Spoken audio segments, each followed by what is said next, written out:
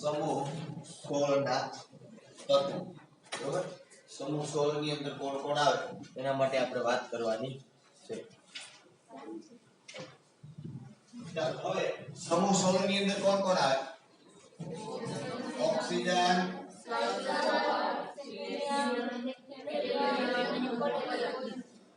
બરોબર oxygen sulphur selenium tellurium અને polonium બરોબર લિવરમોરિયમ આવે પણ આપણે એનો અભ્યાસ આ વખતે કરવાનો છે નહીં ચાલો હવે ઓક્સિજન સલ્ફર સેલેનિયમ ટેલુરિયમ અને પોલોનિયમ તમને કદાચ ખ્યાલ હશે સમૂહ 16 ના જે તત્વો છે એને જનરલી ચાલ્કોજન સમૂહ તરીકે ઓળખવામાં આવે છે શેના તરીકે ચાલ્કોજન સમૂહ તરીકે ઓળખવામાં આવે છે હવે જે ચાલ્કોજન શબ્દ છે ને એ ખાસ કરીને ગ્રીક ભાષાનો શબ્દ છે શેનો શબ્દ છે ગ્રીક ભાષાનો શબ્દ છે હવે આ શબ્દ એટલા માટે વાપરવામાં આવે છે જનરલી કે ભાઈ જનરલી કોપર અથવા તો કોપરને મળતા આવતા કોઈ પણ સંયોજન હોય કોપર સાથેના કોઈ પણ સંયોજન એના માટે જનરલી ગ્રીક ભાષાની અંદર ચાલ્કોજન શબ્દ વાપરવામાં આવે છે બરાબર દાખલા તરીકે કોપર અને ઝિંક નું મિશ્રણ હોય તો આપણે પિત્તળ કહીએ છીએ કોપર ઝિંક ના મિશ્રણને શું કહીએ પિત્તળ કહીએ છીએ જનરલી કોપર વાળું જે કોઈ ખનિજ છે કે કોઈ પણ સંયોજન છે તો એ સમયની અંદર ગ્રીક ભાષાની અંદર એને ચાલ્કોજન તરીકે ઓળખવામાં આવતા બરોબર છે એટલે અને મોટા ભાગે સત્વાને કોપર ને ઓક્સિજન ને સલ્ફર ને એને શું લેવા જોઈએ તો કે મોટા ભાગના કોપરની જે કઈ ખનિજો છે એ મોટા ભાગની કોપરની બધી ખનિજો ઓક્સિજન અને સલ્ફર વાળી હતી જો કદાચ યાદ કરો તમે ચેપ્ટર નંબર 6 અલગીકરણ વાળું ચેપ્ટર ને તો એમાં આપણે 4 કોપરની કાચી ધાતુઓ ભણી ગયા કઈ કઈ ક્યુપ્રાઇટ કેલિયમ એન્ડ ઝિંક માં ક્યુપ્રાઇટ મેલેટાઇટ કોપર ગ્લાન્સ અને કોપર પાયરેટ બરોબર ચાલો તો જનરલી તમે જોવો તો આવી બધી આવે Cu2O Cu2S CuF3S2 અને મેલેટાઇટ CuCO3 CuOH પ્લસ તો સિલેબસ માંથી નીકળી ગયો છે પ્રશ્ન તો તમને યાદ ન તો આપણે યાદ ન ચાલો મને ખ્યાલ હવે તમને યાદ ચાલો તો આ બધી ધાતુઓ છે જનરલી તમે જો આની અંદર આપણે દેખાય છે કે ઓક્સિજન અને સલ્ફર વાળી છે એટલા માટે લોકોએ સમૂહ નંબર 16 ના જે તત્વો છે એને શું નામ આપ્યું ચાલ્કોજન સમૂહ એવું નામ આપ્યું કારણ કે મોટા ભાગના કોપરના બધા સંયોજનો જે છે મતલબ ખનિજ કે જેમાંથી આપણે કોપર મળી શકે આ બધી ખનિજો ઓક્સિજન અને સલ્ફર વાળી છે એટલે સમૂહ નંબર 16 ને એને નામ આપ્યું ચાલ્કોજન બરોબર અને આમ પણ આપણે તમને ખ્યાલ છે કે ઓક્સિજન અને સલ્ફર નો અભ્યાસ જનરલી શેની અંદર કરવાનો છે આપણે સમૂહ 16 માં આપણે જનરલી શેનો અભ્યાસ કરવાનો છે મોટા ભાગે ઓક્સિજન અને સલ્ફર નો જ અભ્યાસ કરવાનો છે બાકીના તત્વોનો એટલો બધો અભ્યાસ આપણે આવશે નહીં બરાબર ઓકે ચલો આ વાત થઈ તમારા સમૂહ નંબર 16 ના તત્વો ચાલો ત્યાર પછીના ભાગ ઉપર આપણે જઈએ શું આપવામાં આવેલું છે તમને ઇલેક્ટ્રોનીય રચના સમૂહ 16 ના તત્વોની ઇલેક્ટ્રોન રચના આપણે જોઈએ તો ઓક્સિજન શું ઇલેક્ટ્રોન રચના થાય હિલિયમ 2s2 2p4 અહીંયા શું આવશે નિયમ 3s2 3p4 અહીંયા શું આવશે argon 3d10 4s2 4p4 krypton 4d10 5s2 5p4 xenon 4f14 5d10 6s2 6p4 બરોબર નંબર પણ લગભગ તમને યાદ હશે બધાયના ઓક્સિજન નંબર 8 16 32 34 અહીંયા 52 અને થોડા તમે એક નંબર આગળ વધી જાવ બરાબર એક ઇલેક્ટ્રોન હોય તો અહીંથી દેખાય છે આપણા દરેક સંયોજનની અંદર यानी સામાન્ય ઇલેક્ટ્રોન રચના એ શું છે ns2np4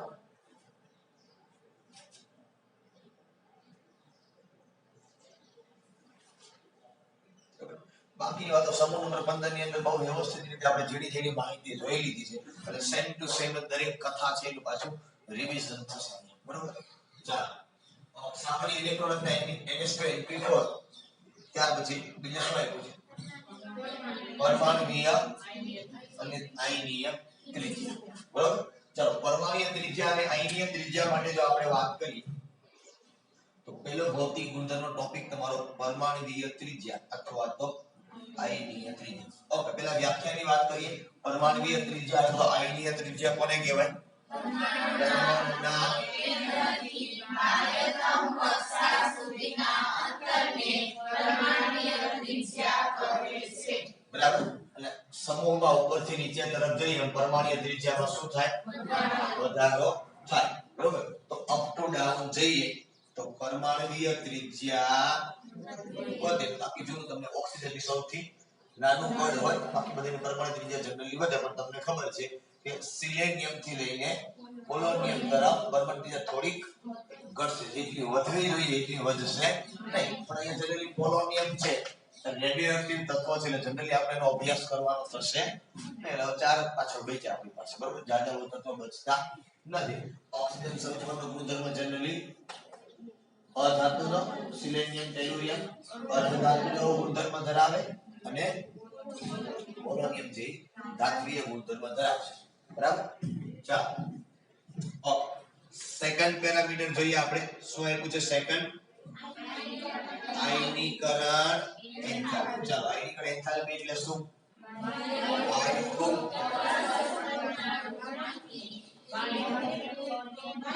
ફરી પાછું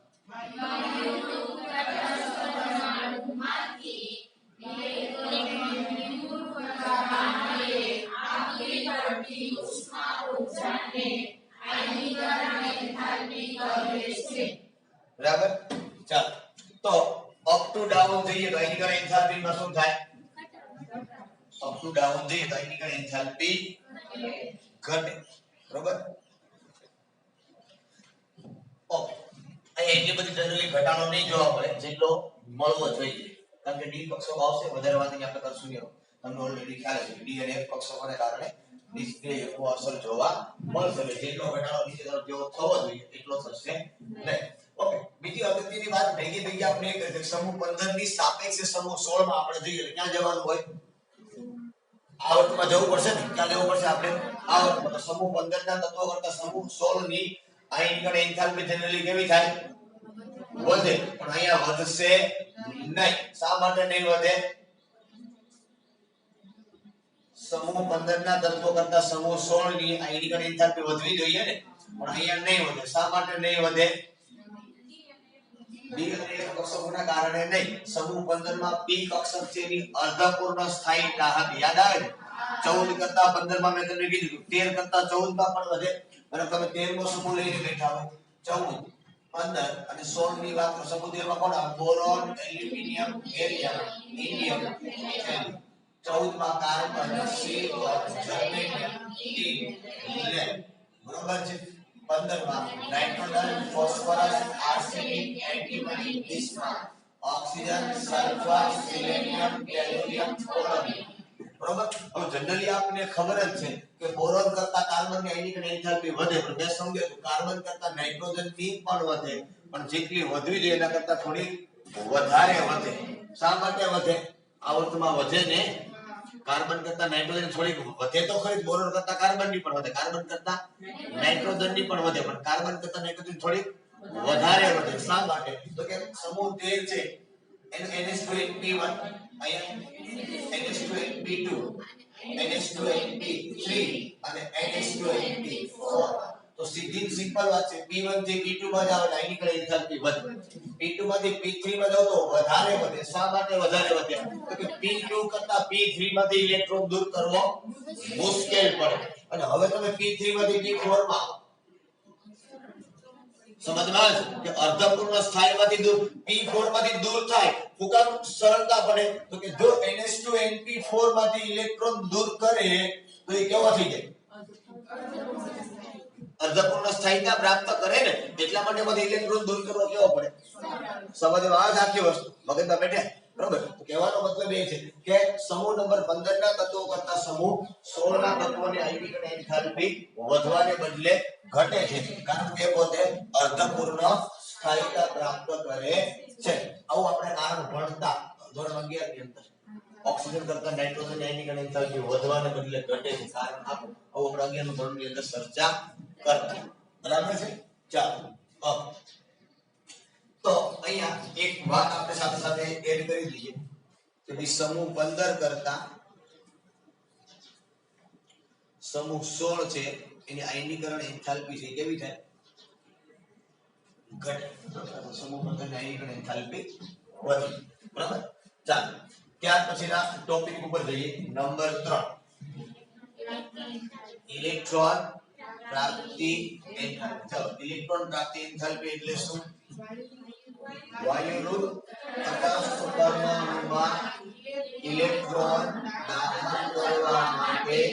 આપવી પડતી ઉષ્મા ઊર્જાને ઇલેક્ટ્રોન પ્રાપ્તિ એન્થાલ્પી કહે છે. બરોબર. તો ઇલેક્ટ્રોન દાખલ કરવો શું થાય? સમૂહમાં ઉપરથી નીચે જઈએ તો શું થાય? ઇલેક્ટ્રોન પ્રાપ્તિ એન્થાલ્પી નું મૂલ્ય શું થાય? આયનીકરણ એન્થાલ્પીમાં થાય એમાં થાય. આયનીકરણ એન્થાલ્પીમાં શું થાય? સમૂહમાં આપણે ઉપરથી નીચે તરફ આવો એટલે આયનીકરણ એન્થાલ્પી પણ શું થાય? ઘટે. અને સેમ ઈ જ ગુણધર્મ શેમાં જોવા મળે? ઇલેક્ટ્રોન પ્રાપ્તિ એન્થાલ્પી ની અંદર જોવા મળે. એ ઘટે પણ આના મૂલ્ય જનરલી કેવા હોય? ઋણ હોય. કેવા હોય? ઋણ હોય. બરોબર. ઇલેક્ટ્રોન દાખલ કરો તમે જેમ જેમ અહીંયા જાઓ નીચે તરફ ઇલેક્ટ્રોન દાખલ કરવો સરળ પડે. શા માટે સરળ પડે? તો કેન્દ્રથી દૂર હોય. સમજ આવે આખી વસ્તુ? બરોબર. તો હકીકતે તમે જો તો ખરેખર આયનીકરણ ઇલેક્ટ્રોન પ્રાપ્તિ એન્થાલ્પી નું મૂલ્ય આયનીકરણ કરતા વધુ હોય, પણ તમે માઈનસ માં લ્યો એટલે એનું ઈ થયું ઘટે જ કહેવાય. સમજમાં મારો કહેવાનો મતલબ આમ તમે ધનમાં જો તો શું થાય કે ઇલેક્ટ્રોન દાખલ કરવો મુશ્કેલ પડે કેન્દ્રથી દૂર હોય. આકર્ષણ ના હોય ને? શું ના હોય? આકર્ષણ ના હોય. બરોબર. પણ જો કે અહીંયા ઓક્સિજનમાં મારે ઇલેક્ટ્રોન દાખલ હોય થોડો કેવો પડે? સરળ. એના કરતા થોડો મુશ્કેલ. કારણ કે આપણે ક્યાં આવશે? કદ મોટું એટલે કેન્દ્રથી ક્યાં જશે?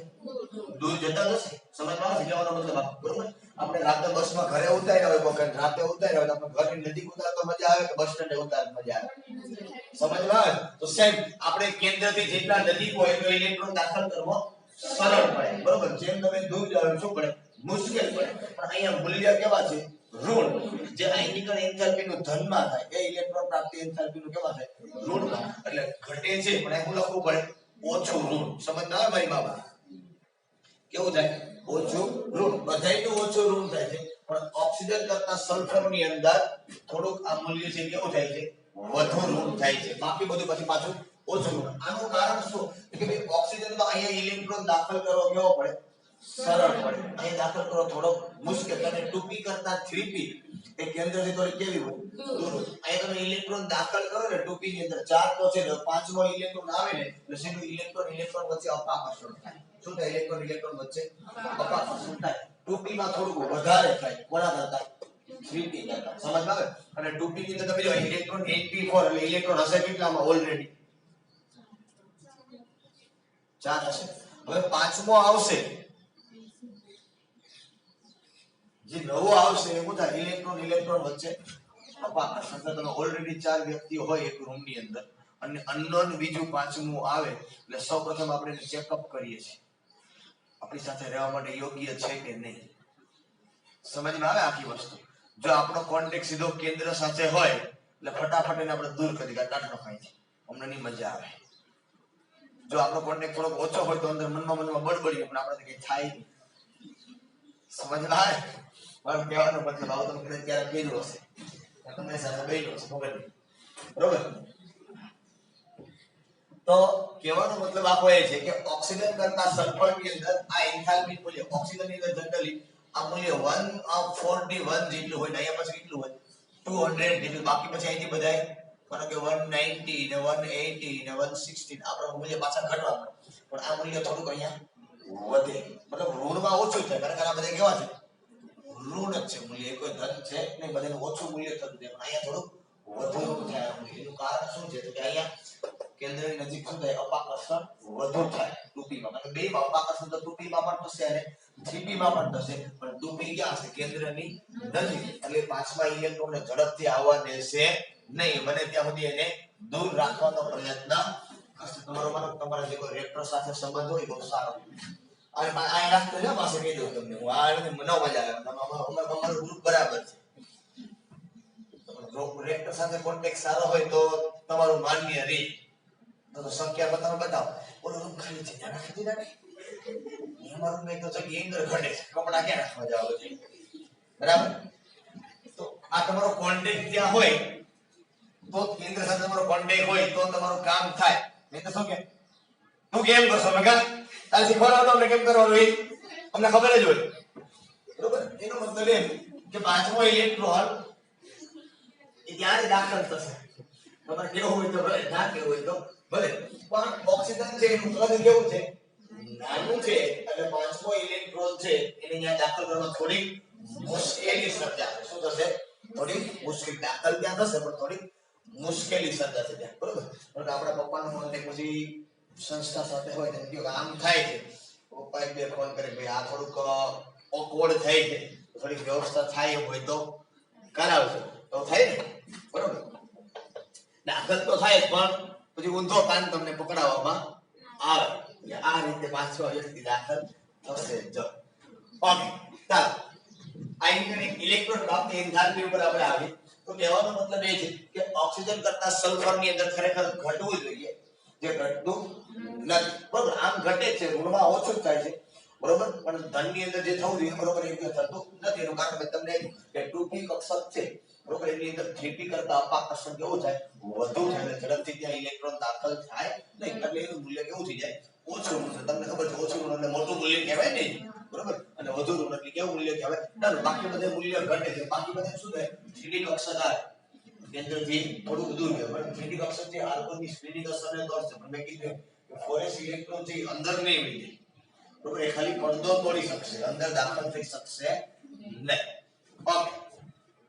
તો ઇલેક્ટ્રોન પ્રાપ્તિ એન્થાલ્પીનું મૂલ્ય ઉપરથી નીચે તરફ જતા ઘટે ખરા પણ લખવું શું પડે ઓછું ઋણ થાય શું થાય ઓછું ઋણ થાય ચાલો ત્યાર પછીનું પરિબળ જોઈએ નંબર 4 વિદ્યુત ઋણતા ચાલો વિદ્યુત ઋણતાની વાત કરીએ વિદ્યુત ઋણતા કોને કહેવાય સહસંયોજક બંધમાંના સહિયારા ઇલેક્ટ્રોનને પોતાના તરફ આકર્ષવાની વૃત્તિને વિદ્યુત ઋણતા કહે છે બરાબર ચાલો તો સમૂહની અંદર ઉપરથી નીચે તરફ જઈએ તો વિદ્યુત ઋણતાનો શું જોવા મળે ઘટાડો જોવા મળે તમને ખબર છે પ્રમાણે કે ઓક્સિજન છે એની વિદ્યુત ઋણતા આવર્ત કોષ્ટકમાં ફ્લોરિન પછીના બીજા નંબરે જોવા મળે છે એટલે ઓક્સિજન છે પ્રબળ અધાતુનો ગુણધર્મ ધરાવશે બરાબર અને બાકીના તત્વો ઓક્સિજનની સાપેક્ષમાં જો વાત કરીએ તો એ ધાત્વિય ગુણધર્મ ધરાવશે બરાબર ચાલો આ વાત છે વિદ્યુત ઋણતાની અપ ટુ ડાઉન જાઓ તો વિદ્યુત ઋણતાનું મૂલ્ય કેવું થઈ જાય ઘટે ઓકે ચાલો નેક્સ્ટ વન રાસાયણિક ગુણધર્મ કોઈનો તમને જે આપ્યો છે એ લગભગ શેની વાત છે એમાં આયનીકરણ એન્થાલ્પી સમૂહ 15 કરતા 16 ની આપણે સ્પષ્ટપણે એની ચર્ચા કરી છે એની વસ્તુ તમને આપવામાં આવેલી છે બરાબર ચાલો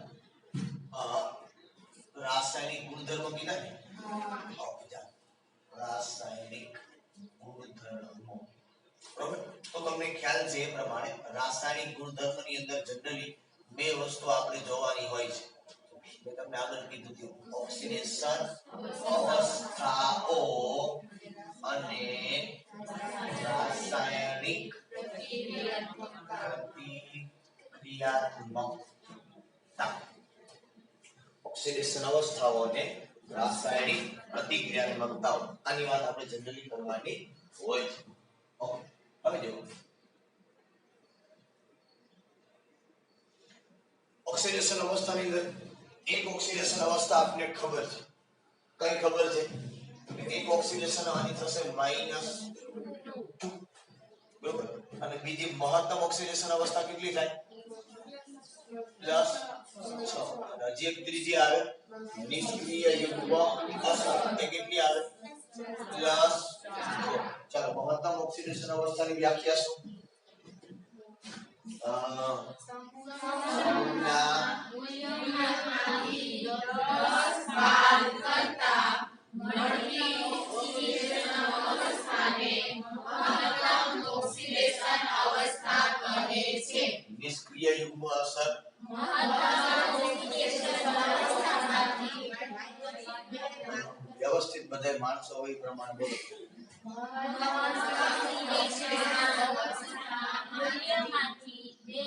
બાદ કરતા મળતી ઓક્સિડેશન અવસ્થાને નિષ્ક્રિય યુગ્મ અસર કહે છે મહત્તમ ઓક્સિડેશન અવસ્થાની સ્થાયીતા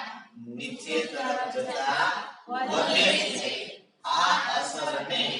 નિષ્ક્રિય યુગ્મ અસર કહે છે ખાસ કેવું પડે નીચે જતા એ વધે છે એટલે ભેગું એમાં આવી સમજમાં છે વ્યાખ્યાની અંદર સાથે જ આવે કે નીચે જતાની સ્થાયીતા વધે છે બરોબર તો જ એને નિષ્ક્રિય યુગ્મ અસર કહેવાય નીચે તમે જાઓ એમ જ આ 4f અને 5d કક્ષકો છે એ આવે એટલા માટે એની સ્થાયીતા વધતી જાય બરોબર તો વધારે ચર્ચા આની અંદર નહીં કરવી પડે +4 ની સ્થાયીતા નીચે જતા વધે +6 ની સ્થાયીતા નીચે જતા ઘટે -2 ની સ્થાયીતા નીચે જતા ઘટે અમુક વખતે આની અંદર +2 પણ જોવા મળે છે બરોબર જો હું સ્પષ્ટપણે તમને દરેક માટે પર્સનલી વાત કરું તો ઓક્સિજનની જો વાત કરવામાં આવે ઓક્સિડેશન અવસ્થાની અંદર તો તમને ખબર છે -2 -1 -1/2 +1 ને +2 આટલી ઓક્સિડેશન અવસ્થાઓ ધરાવી શકે બરોબર ફોર એક્ઝામ્પલ H2O ની અંદર ઓક્સિજન કેટલો હશે -2 બરોબર H2O2 -1 KO2 -1/2 પછી એક આવે O2F2 એમાં +1 થઈ જાય ઓક્સિજન પણ આ જનરલી અસ્થાયી છે અને OF2 +2 બરોબર આટલી ઓક્સિજન છે ઓક્સિડેશન અવસ્થાઓ ધરાવી શકે આનું કારણ તમને આપવાની બહુ ખાસ જરૂરિયાત છે નહીં કારણ કે આવર્ત કોષ્ટકમાં વિદ્યુત ઋણતાના ક્રમમાં બીજા નંબર ઉપર આવે અને સૌથી વધુ સંયોજનોથી જનરલી બનાવે છે બરોબર બાકીના બીજા તત્વો સાથે ઓકે તો એવી જ રીતે સલ્ફર સિલેનિયમ ટેલુરિયમ કે બાકીના જે તત્વો છે એ બાકીના તત્વો એ જનરલી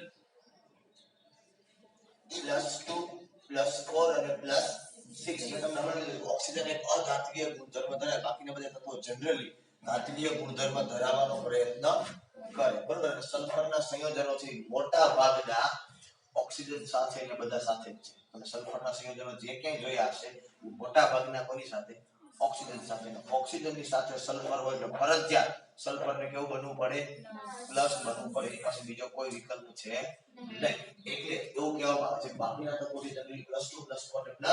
+6 ઓક્સિડેશન અવસ્થા ધરાવે +2 નું કારણ માત્ર ને માત્ર કોણ છે ઓક્સિજન છે બરોબર અને ખાસ કરીને જો વાત કરીએ કે સલ્ફર સિલેનિયમ અને ટેલુરિયમના ઓક્સિજન સાથેના સંયોજનમાં બરોબર આ બધા જનરલી કેટલા હોય તો કે +4 અને +6 દાખલા તરીકે હું વાત કરું તો સલ્ફર નું તમને ખબર છે SO2 બરોબર ઓક્સિજન સાથેની જ વાત કરી મેં અહીંયા ACO2 લખો અહીંયા હું લખું TeO2 મેં તમને પોલોનિયમ ની પહેલા વાત કરી કે આ રેડિયો એક્ટિવ છે એની ચર્ચા કરવાની કોઈ જરૂરિયાત છે નહીં બરાબર તો સલ્ફર છે સિલેનિયમ અને ટેલુરિયમ એટલે ઓક્સિજન સાથે સંયોજનો બનાવો ત્યારે જનરલી કઈ ઓક્સિડેશન અવસ્થા ધરાવે +4 અને +6 ઓક્સિડેશન અવસ્થાઓ ધરાવે બરાબર ચાલો ઓકે ત્યાર પછી વાત કરીએ કે સલ્ફર સિલેનિયમ અને ટેલુરિયમના ફ્લોરિન સાથેના સંયોજનો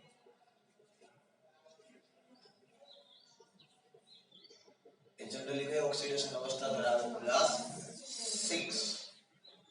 તમને એકાદ સંયોજન આપી દઉં SF6 બાકીના જનરલી આપણે જોવા મળતા નથી આપણે જનરલી અભ્યાસ સલ્ફરનો વધારે પડતો કરવો સિલેનિયમ પણ બનાવે અને ફ્લોરિન તો જે કે એની પાસે બનાવે એને કોઈ વાંધો હોતો સામે વાળાનો વાંધો હોય તો રખાતો નથી ફ્લોરિન પાસે બરોબર એક જે લાવો 6 ઇલેક્ટ્રોન તો બ્રેક છે એને ના પડી શકાય એમ કાઈ કરી શકાય નહીં બરોબર છે મિત્રો આવા ક્વેશ્ચન માં તો બારું કાઢવાના નીકળ્યા ખાલી ટાઈમ પર મોકાટ ચલો ભાડા પેટે આપવામાં આવે છે પર્સનલ છે ચાલો ઓકે તો આ વાત જનરલી આપણે ઓક્સિજન ઓક્સિડેશન અવસ્થાઓ માટે કે સલ્ફર સિલેનિયમ એલ્યુમિનિયમના ફ્લોરિન સાથે જનરલી સંયોજનો છે કેટલા હોય છે +6 ઓક્સિડેશન અવસ્થાની અંદર જનરલી આપણે જોવા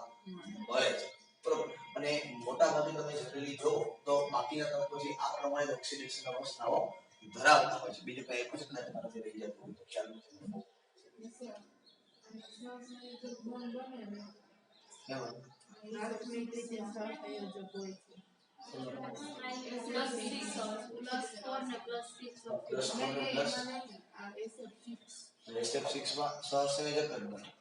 સલ્ફરની ઇલેક્ટ્રોન મેળવવાની વૃદ્ધિ હોય છે પણ ફ્લોરિન સાથે જ્યારે જોડાય ત્યારે એની ઇલેક્ટ્રોન શું કરવું પડે દાન કરવું પડે એટલે મજબૂર છે ત્યાં બાકી આયનીય બંધ ન બને આયનીય બંધમાં જનરલી મોટા ભાગે તમારો ધન પરમાણુ છે એ થતો હોય છે આયનીય બંધની અંદર તમારો ધન વીજભાર વાળો પરમાણુ એ જનરલી કેવો હોય છે ધાતુ હોય છે તો જ માત્ર શક્યતાઓ આયનીય બંધની વધારે છે બાકી એ કેવો હોય છે સહસંયોજક હોય છે હા એક હકીકત આખી એ છે કે કોઈ પણ બંધ 100% સહસંયોજક ન હોય અને કોઈ પણ બંધ 100% આયનીય હોતો નથી સહસંયોજક બંધની અંદર પણ આયનીય ગુણધર્મ જોવા મળે અને આયનીય બંધની અંદર પણ સહસંયોજક ગુણધર્મ જનરલી જોવા મળે માત્ર ને માત્ર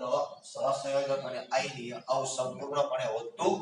નથી બરોબર એ પછી તમારો SO2 ની વાત કરો SiO2 ની વાત કરો PeO2 ની વાત કરો SF6 ની વાત કરો કે કોઈ પણ ની વાત કરો જનરલી બધાય પોતાના ગુણધર્મની અંદર સહસંયોજક જ છે દેખાય ધાતુ તત્વો જનરલી જોવા મળતું નથી અહીં આમ પણ તમને નહીં જોવા મળે એનું માત્ર કારણ છે જે ધાત્વિય ગુણધર્મ પ્રબળ ધરાવે છે એ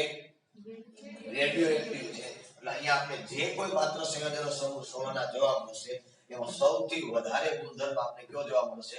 સહસંયોજકનો જોવા મળશે કે જેની પ્રબળ ધાત્વિય ગુણધર્મની જે અપેક્ષા જે રાખી શકીએ એ કેવું છે રેડિયોએક્ટિવ તત્વો છે જે રેડિયોએક્ટિવ તત્વ હોય તો આપણે આયનીય બંધની આશાઓ જનરલી જોવા મળશે અને જે જોવા મળશે એ કેવી હશે સહસંયોજક બંધ ઓક્સિજન સૌથી વધારે પ્રબળ સહસંયોજક બંધ બરાબર કે ઇલેક્ટ્રોન મેળવવાની વૃત્તિ સૌથી કેવી છે વધારે છે ઓકે ચલો શું આપ્યું તમે કહેતા હતા મને હે નહીં આટલું જ છે ઓકે તો એટલું કીધું કે ભાઈ સલ્ફર અને ઓક્સિજનના સંયોજનો છે એ સહસંયોજક બંધ બનાવવાનો ગુણધર્મ ઓકે ચાલો નેક્સ્ટ ઓક્સિજનની અનિયમિત વર્તણૂક સમૂહ 16 છે એની સ્પીડ થોડી કંઈક સમૂહ 15 કરતા વધારે પડતી હશે બરોબર એનું કારણ તમે જરૂર નથી બધું આવડે છે સમૂહ 16 માં આપણે ભણી ગયા ત્યાં પણ તમે જેમ આગળ એ લોકો ટૂંકાવતા નથી બહુ લાંબી વાતો ન આગળ તમે જે જોઈ ગયા તો એ ફરી પાછું રિપીટ કરવાનો છે જે નવો મુદ્દો હોય એ માત્ર નવા મુદ્દાને કહે બાકી શરૂઆતની અંદર દરેક મુદ્દો જે વ્યવસ્થિત ટાંકીને તમને કહેવામાં આવે જેમ આગળ લો કે આ તો ખબર જ છે આપણે ઓક્સિજનના અનિયમિત ગુણધર્મની વાત કરી મેં તમને આગળ પણ એની ચર્ચા કરાવી કે કોઈ પણ સમૂહનું પ્રથમ તત્વ છે એની અંદર દરેકની અંદર માત્ર ને માત્ર દરેક વાત આ જ આવશે નાનું કદ પછી ઊંચી વિદ્યુત ઋણતા ઊંચી આયનીકરણ એન્થાલ્પી અને ડી કક્ષકના અપ્રાપ્યતા ના કારણે ઓક્સિજન તત્વ છે સમૂહના બાકીના તત્વોથી જુદું પડે છે બરોબર અને ઓક્સિજનનું કદ નાનું છે કારણ કે મેં પહેલા પણ કીધું કે જનરલી માત્ર એવું તત્વ છે સમૂહ 16 નું કે જે પ્રબળ અધાતુ ગુણધર્મ ધરાવે છે બાકીના તત્વો છે ધીમે ધીમે ધાત્વિય ગુણધર્મ ધરાવવાનો પ્રયત્ન કરશે બરાબર છે ચાલો બીજી વાત તમને ખબર છે કે ભાઈ ઓક્સિજનની નાનું કદ છે એટલે મોટા ભાગે એની બંધન ક્ષમતા વધુ કેટલી થઈ ગઈ 4 થી વધારે બંધ બનાવી શકશે નહીં પણ હકીકત તો એ છે કે ફ્લોરિન મેક્સિમમ વ્યવહારની અંદર મતલબ તમને જનરલી જે ઓક્સિજનના સંયોજનો જોવા મળે છે એમાં જનરલી બે જ બંધો તમને જોવા મળે છે ક્યાંય 4 બંધ તમને જોવા મળશે નહીં એનું એકમાત્ર બીજું કારણ કે ફ્લોરિન કરતા ઓછી વિદ્યુત ઋણતા હોય બીજા ક્રમ ઉપર તો એ કોની છે ઓક્સિજનની અને જનરલી એ બંધ બનાવી શકે 4 પણ જનરલી કેટલા બનાવશે જનરલી બે બંધો છે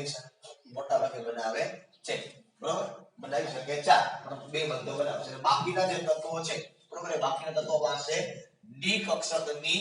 હાજરી છે એના કારણે 4 કરતા વધુ બંધ બનાવવા હોય તો 4 કરતા વધુ બંધ બનાવવાની ક્ષમતા એની પાસે જનરલી જોવા મળશે બાકી એઝ ઇટ ઇઝ જે વાત કરતા આપણે પહેલા કે ઓક્સિજન છે એના તત્વો સાથે પી પાઈ બંધ બનાવે એ સિવાયના તત્વો છે ડી પાઈ પણ બનાવી શકે અને બાકીના તત્વો છે એ જનરલી લિગેન્ડ તરીકે વર્તન કરે તો ડી પાઈ પણ બનાવે બરાબર પણ જનરલી સિલેનિયમ ને ટેલુરિયમ ને બધા જે ડી પાઈ બનાવી શકતા નથી બનાવતા નથી એના સંયોજનો જનરલી આપણને જોવા મળતા નથી નેક્સ્ટ મજે જો કરે કે બાકી નથી અનિયમિત વર્તુળકમાં ઓકે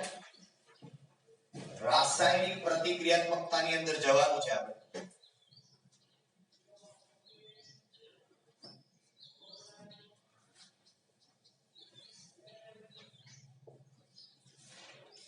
સમૂહ 16 ના તત્વોની રાસાયણિક પ્રતિક્રિયાત્મકતા શું અને એની અંદર પેલું આપણે જોવાનું છે હાઇડ્રોજન સાથે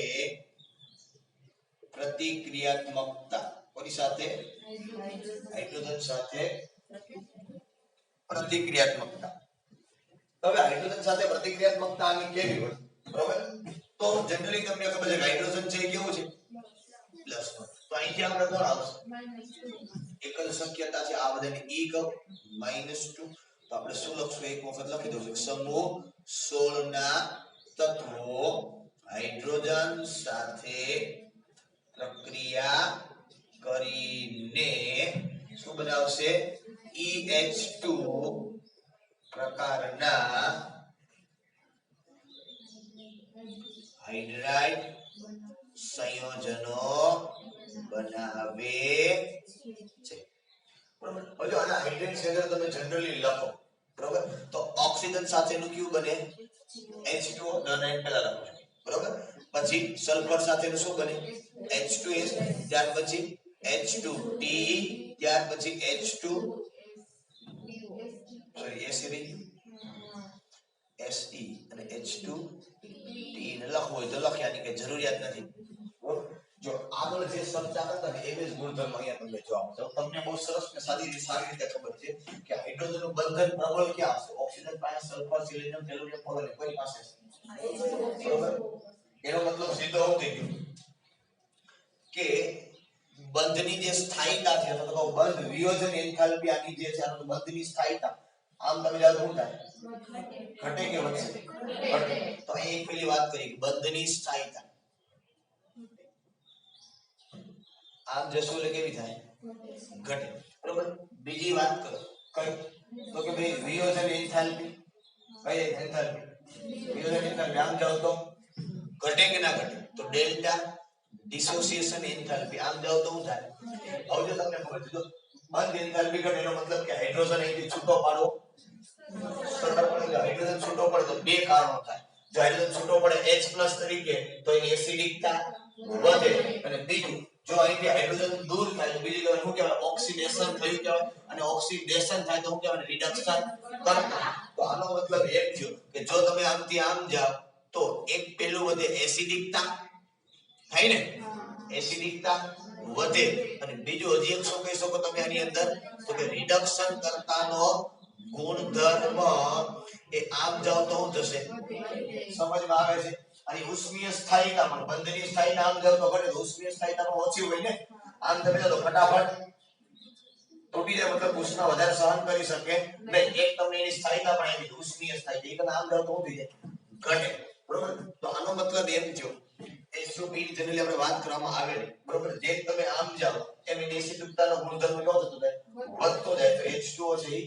ઓછો બેઝ કહેવાય એના કરતા H2S વધુ એના કરતા H2S વધુ એના કરતા H2T મતલબ હાઇડ્રોજન છૂટો પાડવાની વાત છે જલીય દ્રાવણમાં H+ દાન કરવાની વૃત્તિ સૌથી વધારે કોની હોય H2T હોય રિડક્શન કરતાના ગુણધર્મની વાત કરો તો પણ એ જ આવશે એસિડિકતા કયો તો રિડક્શન કરતા એ કયો તો ઈ બની હાઇડ્રોજન ઉભાવવાની વાત આવે ક્લિયર છે ઓકે નેક્સ્ટ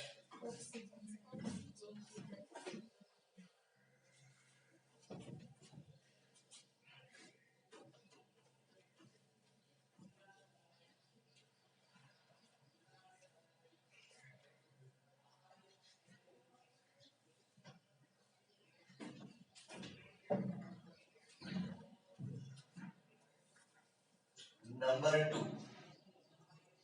ઓક્સિજન સાથે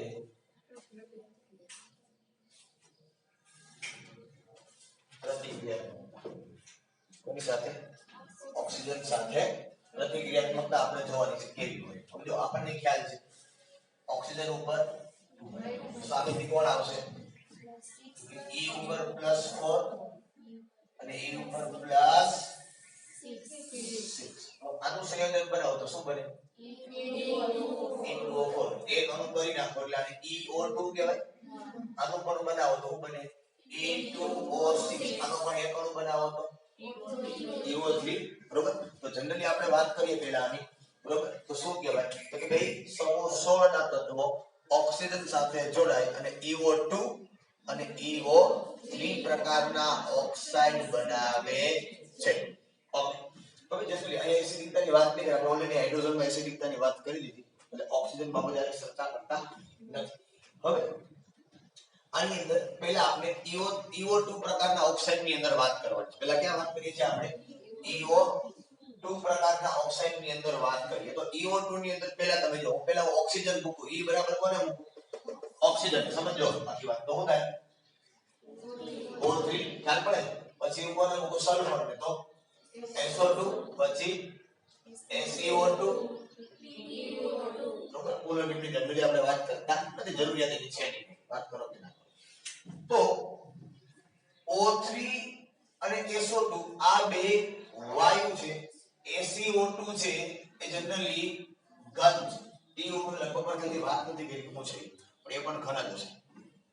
TO2 ની વાત કરવામાં લગભગ નથી આવી વાત કદાચ હું ભૂલતો નથી પણ TO2 નું ઘન હોય બરાબર હવે O3 SO2 ને SiO2 ને TO2 આની અંદર પણ તમારે જોવાનું છે બરાબર O3 એટલે O2 છે સમજતા ને SO2 SiO2 અને તો આમાં તમે જો ઓક્સિજન કોણ વધારે પકડી રાખે O3 વધારે પકડી રાખે તો એનો મતલબ એ કે તમે આમ જાઓ એટલે ઓક્સિજન તૂટે ને બંધ નિર્બળ બને તો ઓક્સિજન દૂર થાય તો કઈ ઘટના કહેવાય રિડક્શન થાય ઓક્સિડેશન કરતાનો ગુણધર્મ આમ જાવ તો આનો મતલબ એમ થાય શું થાય કે TiO2 પ્રબળ ઓક્સિડેશન કરતા TiO2 પ્રબળ ઓક્સિડેશન કરતા અને જો SO2 કહો તો સમજમાં આવે આપની વાત તો કેવો છે પ્રબળ ખ્યાલ પડે છે એના સમજમાં આવે બરોબર તો ઓઝોન એના કરતા પ્રબળ રિડક્શન કરતા સમજમાં કે આમ તમે જાઓ તો ઓક્સિડેશન કરતાનો ગુણધર્મ વધે છે આમ જાઓ તો રિડક્શન કરતા ખ્યાલ પડે આખી વસ્તુ બરોબર આ બાબત EO2 ની અંદર વાત કરવામાં આવી છે EO3 ની અંદર જ્યારે વાત કરવામાં આવે તો EO3 ના સંયોજનો એ જનરલી તમને માનો કે ઓક્સિજન સાથે તો જોવા નહીં મળે અહીં તમે O મૂકો તો O4 થાય જનરલી જોવા મળતું નથી ઓક્સિજન સાથે અને આમ પણ તમને ખબર છે ઓક્સિજન +6 ઇલેક્ટ્રોન દાદો આવે તો એમાં આવે ફ્લોરિન પાસે ખાલી 2 થઈ છે વધારે લેતું નથી એટલે ઓક્સિજન +6 ની અવસ્થા કઈ તમને જોવા મળશે નહીં વાત આવે બાકીના તત્વોની તો SO3 છે TiO3 અથવા તો SiO3 છે કે TiO3 છે આ પ્રકારના સંયોજનો છે એ બનાવે અને બંને પ્રકારના ઓક્સાઇડ છે એસિડિક છે એવા આપણને કહેવામાં આવે છે શું કહેવામાં આવે છે બંને પ્રકારના ઓક્સાઇડ છે જનરલી કેવા છે એસિડિક ગુણધર્મ ધરાવે છે EO2 અને EO3 બંને પ્રકારના ઓક્સાઇડ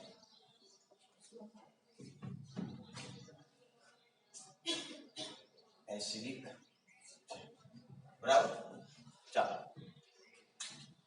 ઓકે ત્યાર પછીની વાત કરીએ મુદ્દા ઉપર નંબર 4 બાકી નથી તો કે જોઈ લીધું સાથે હેલોજન સાથે પ્રતિક્રિયાત્મકતા હેલોજન સાથે પ્રતિક્રિયાત્મકતાની વાત કરીએ તો તમને ખબર છે કે હેલોજન છે આપણો માઈનસ આની આને જનરલી E ત્રણે ત્રણ ફોર્મમાં આવશે +2 +4 અને +6 અહીંથી તમે બનાવશો એટલે બનશે EX2,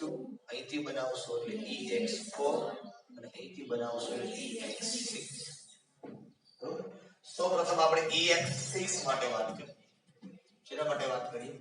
EX6 માટે. બરોબર. તો EX6 માં ઓક્સિજન તો તમને મેં કીધું એમ કે +6 ની સંભાવના ઓક્સિજન પાસે તમારે ભૂલી જવાની છે. બચ્યું કોણ તો હવે સલ્ફર. તો EX6 માં જનરલી હેક્ઝા હેલાઇડ સંયોજન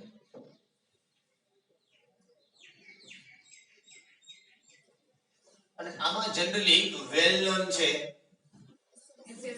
SF6. બાકી છે જનરલી આપણે જોતા જ બાકીના બનાવ કરી બધા SEF6 પણ બને, DEF6 પણ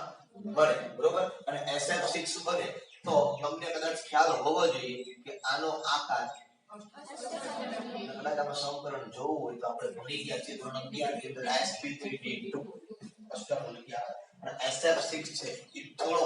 વિકૃત અષ્ટફલકીય બંધારણ ધરાવે કારણ કે ફ્લોરિનના ઇલેક્ટ્રોન યુગ્મો છે એની આકર્ષણ થોડુંક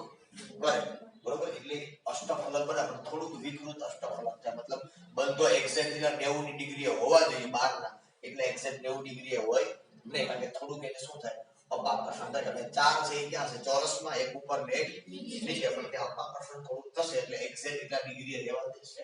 નહીં. એટલે આમ હશે 90 પણ ત્યાં સતત અપાકર્ષણ બળ છે એટલે શું થતું હશે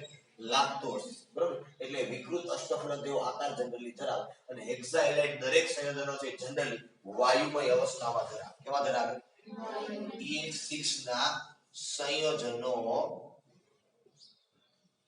વાયુ સ્વરૂપે જોવા મળે છે. વાત કરીએ ત્યાર પછી, બરોબર. આમાં આપણે એકની જ ખબર છે SF6 ને રાસો તો એ જાણીતું એક છે. બાકી જનરલી આપણે એને જાણતા હોતા હોય બધા. મેં તમને કીધું SEF6 પણ હોય અને TF6 પણ હોય, એ પણ તમે લખી શકો છો, ખોટા નથી. EX4 ની વાત કરીએ, બરોબર. ટેટ્રાહેલાઇડ ની એમાં પણ ઓક્સિજન તો +4 ની સહાયતા ભૂલી જવાય. ઓક્સિજન તો જનરલી તમને એમાં પણ +4 માં જોવા મળવાનું નથી. એ માત્ર ને માત્ર એક જ જગ્યાએ જોવા મળે -2. બીજી કઈ જનરલી જોવા મળશે એ બધો +2 મેક્સિમમ. અને +2 ની અંદર ફ્લોરિન છે બાકીના તત્વો સાથે નહીં, બરોબર. ચાલો તો EX4 માં તમે જનરલી જોવો તો SF4 SEF4 અને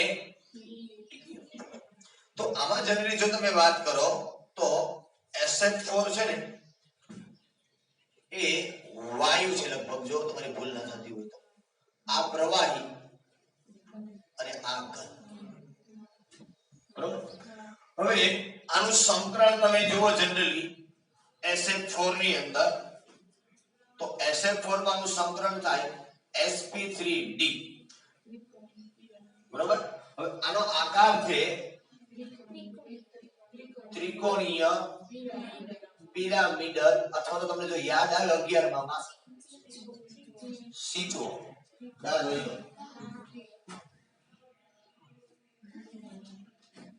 તો આપણે એ ચકોનો આપે નહીં નથી યાદ આવતો.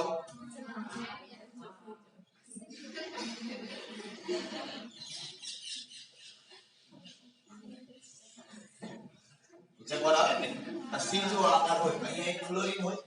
અહીંયા એક ફ્લોરિન હોય, અહીંયા સલ્ફર હોય, એક ફ્લોરિન અહીંયા હોય. આપણે આની અંદર તમે જો આમ ખરેખર 5 થાય બનશો sp3d, બરોબર. હું કામ તો એક જ અહીંયા અબંધકારક ઇલેક્ટ્રોન ટ્યુબમાં પડ્યું હોય, બરોબર. બાકી આપણે CH4 માં જનરલી sp3 તે પણ CH4 માં હોય કાર્બનના 4 ઇલેક્ટ્રોન, ચારે ચાર બંધવા ઉપર ગયા છે ગણે 2 ઇલેક્ટ્રોન ટ્યુબમાં પડ્યા હોય એ 2 ઇલેક્ટ્રોન ટ્યુબમાંથી શું કરે અપાકર્ષણ કરે, બરોબર. ચાલો આ ખ્યાલ છે સમજાવવાની જરૂરિયાત નથી ને. ઓકે તો આ SF4 SEF6 TF4 એ જનરલી sp3d પ્રકારનું સંકરણ ધરાવે અને ત્રિકોણીય પિરામિડલ પ્રકાર અથવા તો સીચો આકાર જેને ભૌમિતિક આકાર કહીએ છીએ એ પ્રકારનો આકાર છે જનરલી બનાવે. ઓકે ત્યાર પછીના ભાગની અંદર જઈએ આપણે, બરાબર. તો +2 વાળાની વાત આવે, બરોબર. કે EX2 પ્રકારના સંયોજનો છે જનરલી મોનોહેલાઇડ કહેવાય આને. EX2 પ્રકારના સંયોજનોમાં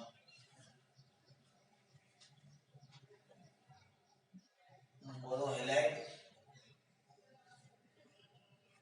બરાબર દાખલા તરીકે મોનો હેલાઇડ નો મતલબ શું આ BH2 છે પણ જનરલી SCl2 આવા સંયોજનો બહુ ઓછા મળે